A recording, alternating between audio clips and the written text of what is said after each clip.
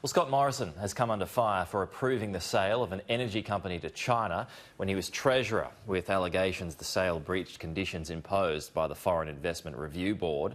Australian gas and electricity retailer Alinta Energy was approved for sale to Hong Kong's Chow Fook enterprises back in 2017. Can I ask you how troubling this report is? Well, I think it's extremely concerning that the privacy data of over 1 million Australians is now at risk. And there's one person who's responsible for that, and that is the man who approved the acceptance of the Chow Fook bid for Alinta Energy. So people who wake up this morning and turn on the kettle using Alinta Energy cannot be assured, because Scott Morrison didn't do his job, that their privacy is protected. Now, that is a very concerning problem. If somebody takes your identity, the risks are enormous. Loans taken out in people's names. And what we see is a government, and particularly a leader, Mr Morrison, who as the Treasurer simply didn't do his job. The problem is, when you need him to be looking after your interests, he's more interested in looking after his own. Remember what he was doing in 2018? Chasing the leadership, instead of looking after the identity through the privacy laws and the Foreign Investment Review Board for 1 million Australians. So just elaborate then, if you wouldn't mind, Senator, on how that information is used against people, and then how different would that be to other companies that are Chinese-owned as well? Well, the FIRB actually makes advice that's given to the Treasurer. There is no one else who can take responsibility for giving approval to a purchase.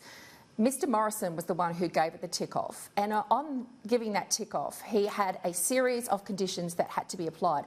One of them was that all data of customers who use Alinta would be stored in Australia. I have spoken with the whistleblower who knows chapter and verse on this, and the reality is that there is data now in 3 jurisdictions: New Zealand, Singapore and the Philippines.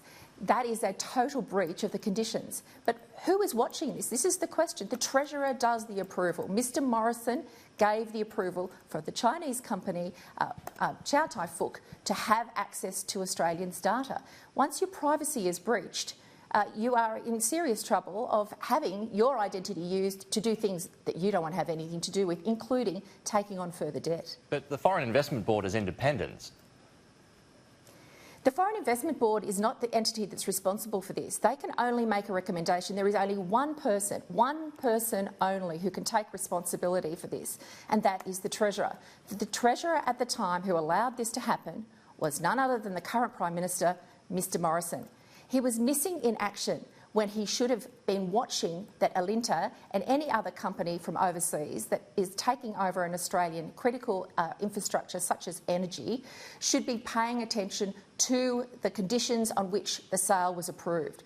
Here it is, 2020, and we know from the whistleblower at a very high level that the company Alinta Energy still is not compliant with the conditions that Mr Morrison signed off in 2017.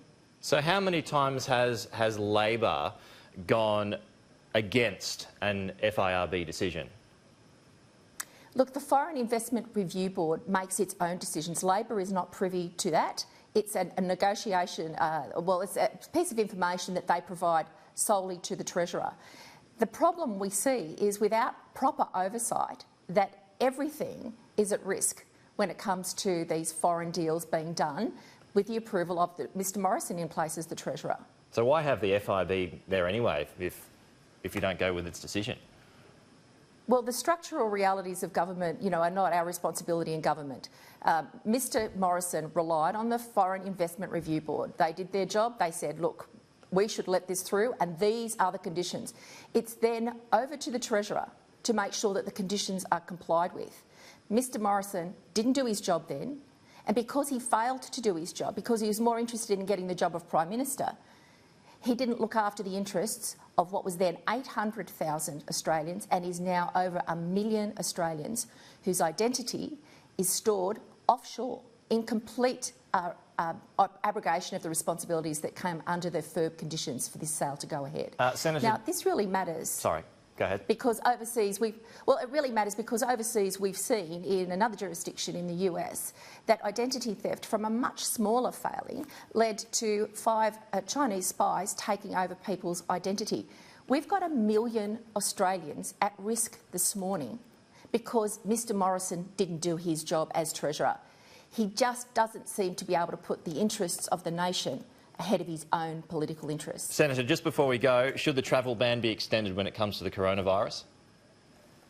Look, clearly I have great concerns about the capacity of Mr Morrison to look after the Australian people. This morning 1 million people are at risk because of a data breach. We don't know how many people are going to be at risk because of the coronavirus, but I would trust Dr Brendan Murphy's advice every day and the agencies that are working to support him. I trust our medical professionals to provide good advice. Mr Morrison's going to try and look like he's doing the great thing, looking after us. Well, he's not up to the job. He's been found in wanting over the Christmas period during the fires. He's certainly wanting in terms of protecting the identity of 1 million Australians. We should stick with Mr Murphy, Brendan Murphy, Dr Brendan Murphy. He will tell us what to do, and we're on a unity ticket with Dr Murphy for sure. Senator Deb O'Neill, appreciate your time. Thank you so much for joining us. Thank you.